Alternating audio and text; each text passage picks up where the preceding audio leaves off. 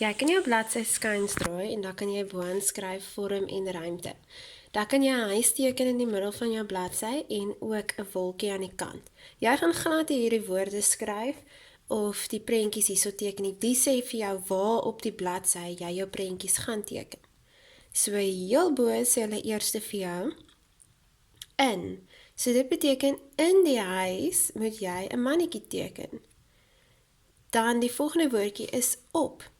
So op die huis gaan jy 'n voeltjie teken. Jy moet mooi dink waar op is. Langs die huis gaan jy 'n boom teken, enige kant langs aan. Bo die huis gaan jy 'n son teken.